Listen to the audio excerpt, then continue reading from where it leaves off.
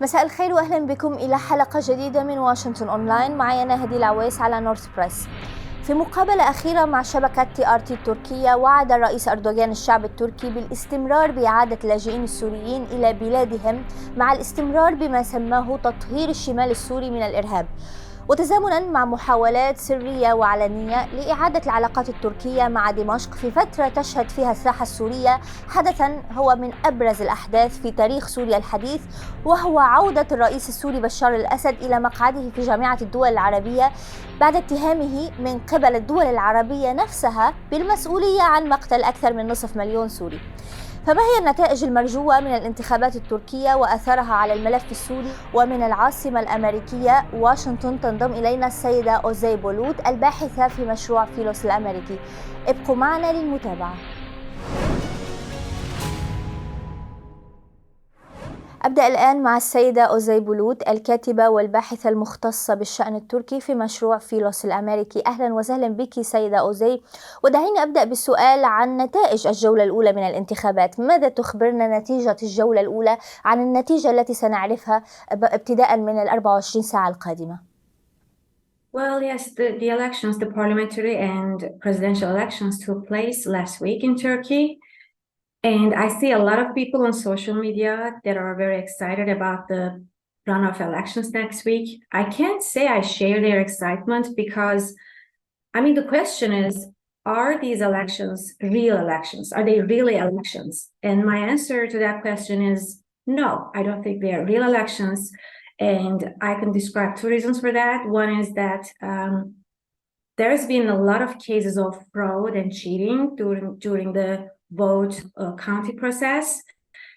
And Erdogan is a dictator. He wants to stay in power. And to be able to do that, we know that a man like him is ready and willing to do anything. And he has been controlling the major state institutions in the country for years now. And this includes the Supreme Election Council, which is responsible for the administration and jurisdiction of the elections, and the state-funded media that declares the results, and the judiciary system. So all these state institutions are controlled by him and his loyalists. So what happens is people vote at the ballot boxes, and then representatives of political parties try to count those votes, and they send the results to the Ankara-based Supreme Election Council. And then the Supreme Election Council records these votes in the online electoral system. And then the results are declared by the council and then the state-funded media. And all of these institutions involved in this process, electoral process, are controlled by Erdogan. So, and like I said, there have been so many cases of fraud at the ballot boxes and at the the vote counting process of the Supreme Election Council. And the second reason is the Kurdish. There are over 20 million Kurds in Turkey, and the pro-Kurdish party is the third greatest political party in Turkey's parliament. But there are also thousands of Kurds in Turkish jails, and some of them are members of parliament. Some are mayors and journalists and other politicians. So, and the pro-Kurdish party is currently facing a closure case at the Constitutional Court. So they are oppressed, they are silenced, they are not free to engage in politics and the election process, the election rallies, for example. So because of the pressure and discrimination against the Kurds, and because of the fact that the whole state apparatus is controlled by Erdogan, I don't think the elections in Turkey are legitimate or free or fair. So I think that next week Erdogan will win. فعلا هذا ما أردت أن أسأل عنه. هل ترين أن فوز أردوغان أصبح شبه مؤكد؟ ألا ترين أي حظوظ لكليشدار أوغلو؟ No, I don't think there's any chance. I think that the Supreme Election Council and the Anatolian News Agency will declare the results that Erdogan tells them to declare. So I don't think the opposition has any chance of winning. وزي كلا المرشحين يتحدثا عن الملف السوري على أنه ملف مهم جدا بالنسبة للناخب التركي، سواء مسألة اللاجئين أو الأمن على الحدود السورية التركية. إذا كان أردوغان فعلا هو الأوفر حظا وعاد وتولى منصب الرئاسة في تركيا، هل سيغير أردوغان سياسته الخارجية تجاه الملف السوري؟ Well, I don't think Erdogan's policy on Syria will change. Just a few weeks ago, there were some reports about Islamic radicals supported by the Turkish government forcibly converting Yazidis into Islam. And, you know, a large portion of northern Syria is controlled and occupied by Islamists that are supported by Erdogan. And they are a huge destabilizing force there. And Erdogan, I think the Turkish occupation of northern Syria is part of what Erdogan calls Turkey's the century of Turkey. Turkey was established in 1923, and one of Erdogan's government's goal is to mark this year and next year as the century of Turkey. And this includes territorial expansionism or increasing Turkey's political and military influence over the region in any way possible. And this includes northern Syria as well.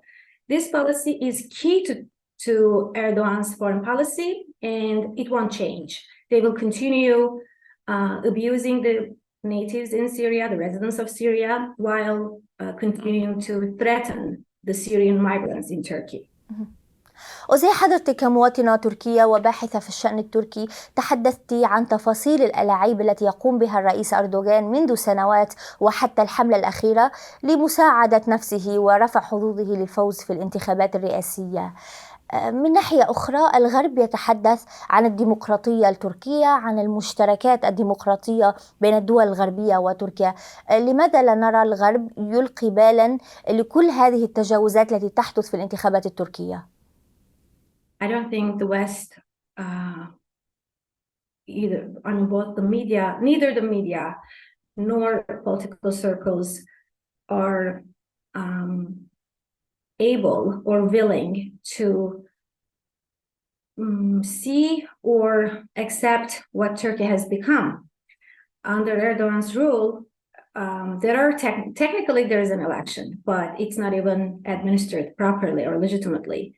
And we don't see much criticism about that in the Western mainstream media or by Western government officials. And even if they know nothing about how the elections are held in Turkey, just seeing how Kurds and Kurdish politicians, including the co-heads of the pro-Kurdish party, are treated in Turkey. They are in jail. And so many mayors, democratically elected mayors, Kurdish mayors, were dismissed from their jobs, from their posts, and they were replaced by officials appointed by the government. And this happened in almost every city, village, and town that Kurds used to govern through the municipal elections.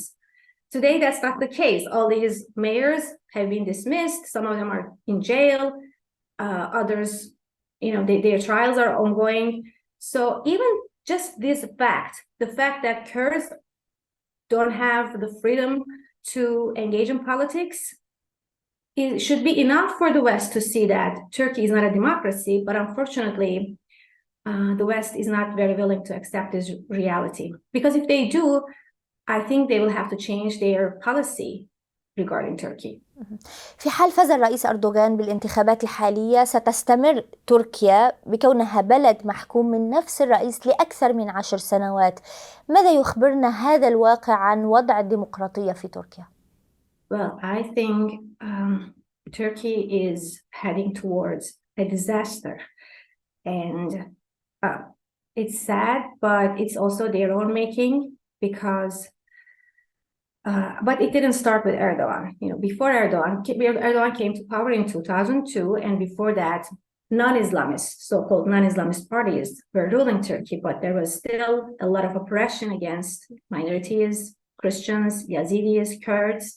Actually, by the time Erdogan came to power, Christians and Jews were already eliminated. Today, there's just a very small, tiny, dying Christian and Jewish minority in Turkey.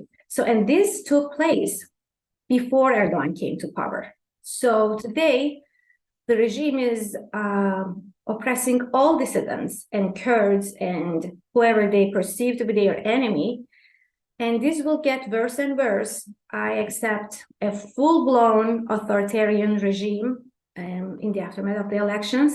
And also in the wider region, Turkey will continue to be a destabilizing force.